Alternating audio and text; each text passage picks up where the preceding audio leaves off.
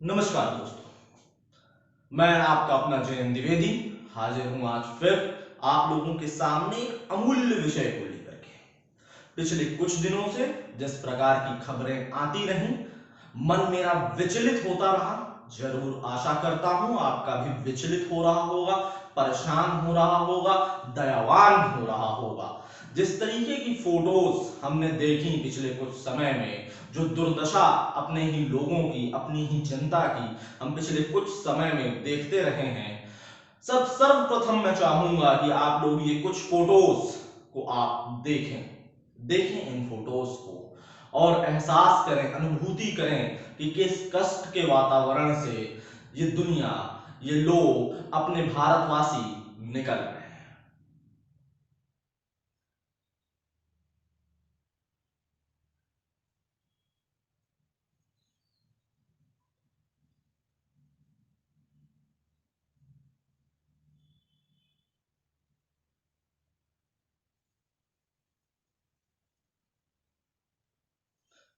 इन photos को देख करके आपको अंदाजा लगना शुरू हो गया होगा कि ये कैसी दुर्दशा है साहब। आज का इसीलिए जो टॉपिक हमने चुना है, जिस पर हम बात करने जा रहे हैं, उस टॉपिक को पीछे मैंने यहाँ बोर्ड पर भी लिखा है। आशा करता हूं आपको थोड़ी सी रुचि इस टॉपिक के बारे में होगी। Real problem of migrant labours.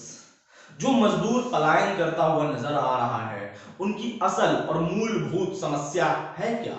मजदूर आखिर पलायन करने के लिए विवश क्यों है, या उसे विवश किया जा रहा है, या उसे सिर्फ डराया गया है, या वो किसी अफवाह के चलते वहां से पलायन कर रहा है? तो मेरी समझ जो कहती है, या जो एक रियल समझ में आएगी किसी को भी, जिसके बारे में मीडिया भी जिक्र नहीं करता, चैनल्स भी जिक्र नहीं करते, हम आरोप और प्रत्यारोप का सिलसिला शुरू कर देते हैं। हम केवल ये कहते हैं कि सरकार उन्हें रख नहीं पा रही। कोई स्टेट गवर्नमेंट को आरोपी मानता है, कोई सेंट्रल गवर्नमेंट को आरोपी मानता है, कोई उन मजदूरों को आरोपी मानता है कि इतनी बड़ी आपदा आई हुई है, आप क्यों चल रहे हैं। तो यही सारे डाउट्स मैं आज आपके क्लियर कर देना चाहता था, और मैं ये चाहता था कि आप मेरी इस बात को समझेंगे भी। मजदूरों के पलायन को लेकर के, और जो भी कर्मचारी या लेबर्स जो फैक्ट्रीज में भी काम करते हैं, कंस्ट्रक्शन साइट्स पर भी काम करते हैं, डेली के डेली पेरोल्स पर काम करते हैं, वेजेस पर काम करते हैं, दिहाड़ी मजदूरी करते हैं, उनके पलायन के तीन मुख्य वजह है।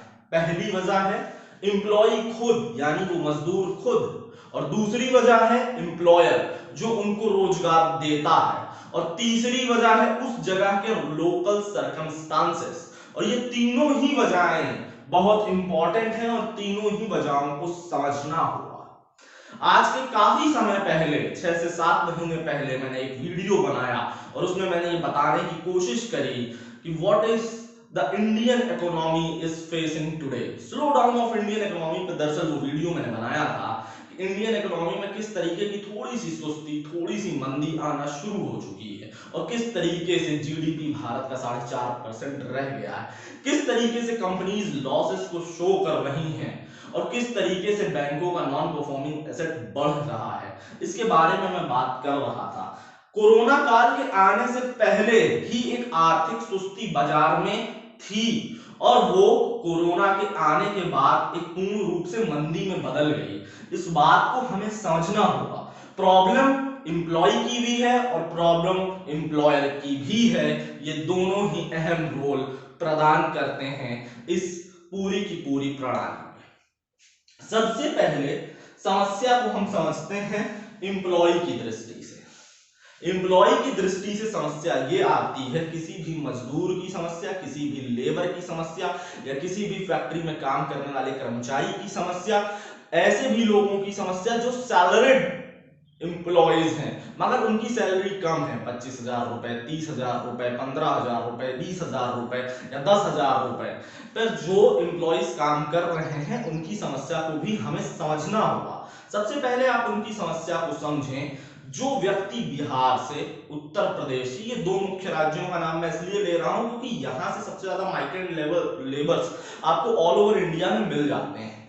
तो इन दोनों ही जगहों के माइग्रेंट लेबर्स आपको ऑल ओवर इंडिया में मिलते हैं। उनके पास समस्याएं क्या है? समस्याएं ये हैं कि अगर वो वहां पर रह रहे हैं तो उन्हें किराया देना होगा, बिजली का बिल देना होगा, पानी की व्यवस्था करनी होगी, राशन की व्यवस्था करनी होगी, ये सारी चीजें। इसके अलावा भी व्यक्ति के ऊपर कुछ लायबिलिटीज होती हैं। इसके अलावा ट्यूशन की फीस है, पढ़ाई के खर्चे हैं, इत्यादि इत्यादि समस्याएं होती हैं। केवल अगर व्यक्ति दाल भात पर ही निर्भर रहना चाहता तो वो दाल भात की व्यवस्था के लिए उसे माइग्रेशन ना करना पड़ता, वो क्वालिटी ऑफ लाइफ के बारे में कहीं ना कहीं सोचता है, तभी वो माइग्रेट करता है अपनी जगह से और पहुंच जाता है दिल्ली, पहुंच जाता है सूरत, पहुंच जाता है बंबई, पहुंच जाता है इंदौर, पहुंच जाता है बेंगलुरु, पहुंच जाता है किसी भी और शहर में, चेन्नई में।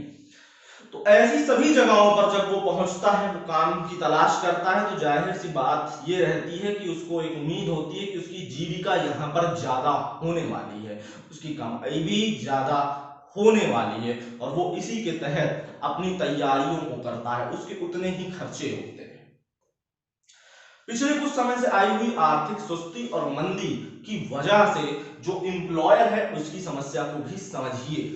बिजनेस उस तरीके से फल फूल नहीं रहा था जिस तरीके के अनुमान लगाए जा रहे थे। लोग पैसे को दबाना पहले ही शुरू कर चुके थे, परंतु जब इस तरीके की चीज एकाएक डिक्लेयर कर दी जाती है और वो चीज कब तक चलने वाली है इसका अंदाजा नहीं रहेगा, तो एम्प्लॉयर के पास भी अपनी एक रिस्पॉन्सिबिलिटीज है। फॉर एग्जाम्पल, अगर हम किसी फैक्ट्री की बात करते हैं तो उस फैक्ट्री के लिए उसे रॉ मटेरियल मंगाना पड़ेगा। रॉ मटेरियल अगर वो मंगाता है तो उसके मशीन के मेंटेनेंस के भी खर्चे हैं, उसके बिजली के बिल कॉमर्शियल रेट्स पर है, उसके पास डिपेंडेंट बहुत सारे लेबर हैं, उन सबको उनको तनख्वाह देना है।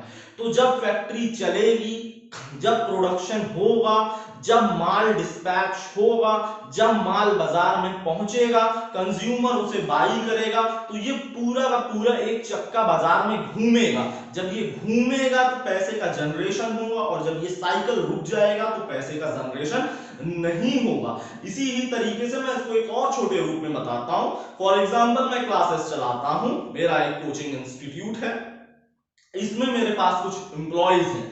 जब बच्चे मेरे पास आएंगे, मुझे फीस देंगे, तो मैं अपने डिपेंडेंट्स को, अपने एम्प्लॉइज को फीस दे पाऊंगा, उनकी सैलरी उनको दे पाऊंगा।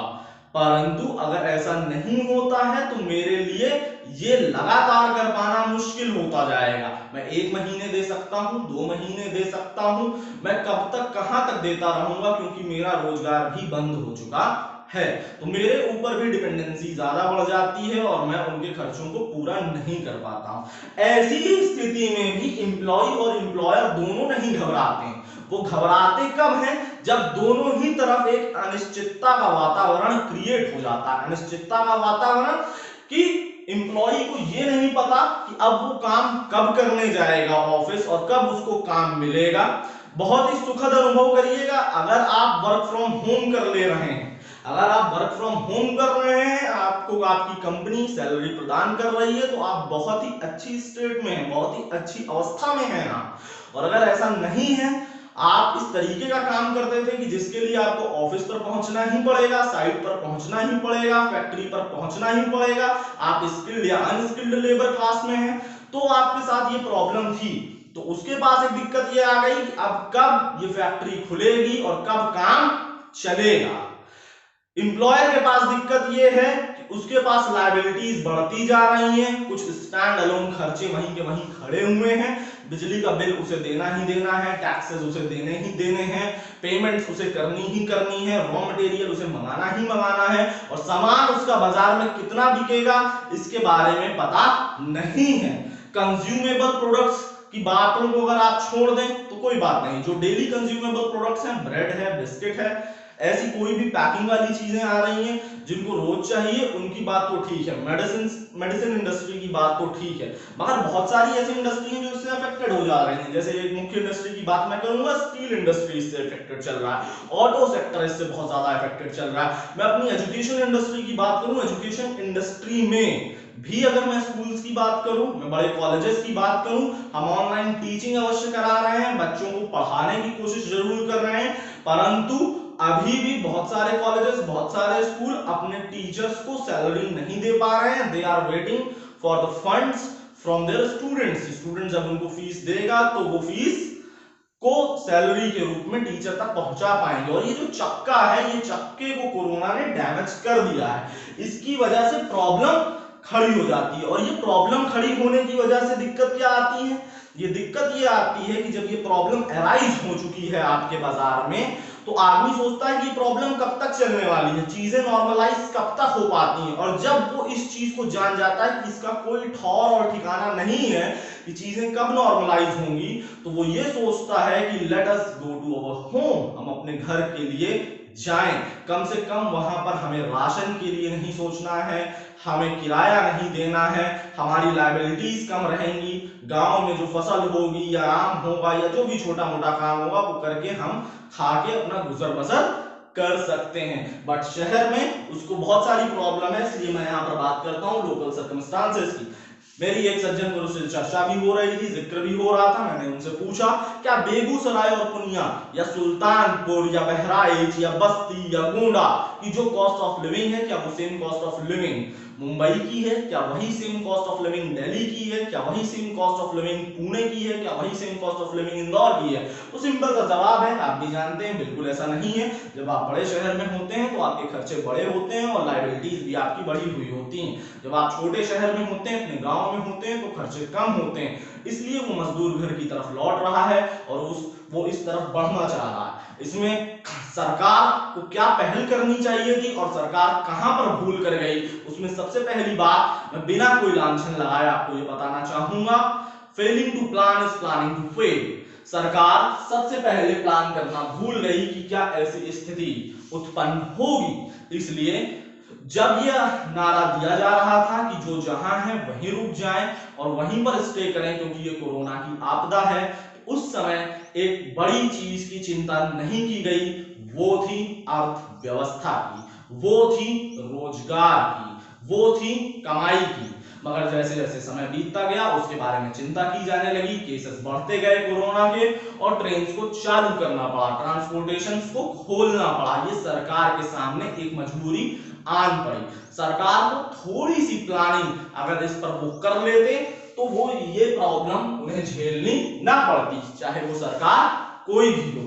अभी भी जो सरकार पैकेजेस लेकर के आ रही है, 20 लाख करोड़ का पैकेज जो डिक्लेयर कर दिया गया है, उसमें भी जो मूलभूत समस्या है वो एम्प्लॉय और एम्प्लॉयर के बीच की ही समस्या रहने वाली है कि हमारे पास कमाई नहीं है, हम आपको सैलरी कैसे दें। लोन मेला तो आपने लगा दिया है, मगर आप ये कोशिश करते कि रजिस्टर्ड एम्प्लॉयज की जो सैलरी है उसमें कुछ ऐसे रूल्स लेकर के आए जाते, कुछ ऐसी मुहिम लेकर के आई जाती कि सैलरी का 50% जो देगा, जो एम्प्लॉयर अपने एम्प्लॉय को सैलरी देता है, उसमें जो उसकी 50% सैलरी है वो सरकार एज अ हेल्प के रूप में करना चाह रही है और 50% एम्प्लॉयर खुद वो सैलरी दे। ये मेरा एक सुझाव है, ऐसे एक सुझाव पर काम कर सकती है, जैसे कि कैनेडियन गवर्नमेंट 2000 कैनेडियन डॉलर वहां के लोगों को प्रदान कर रही है एक भत्ते के रूप में।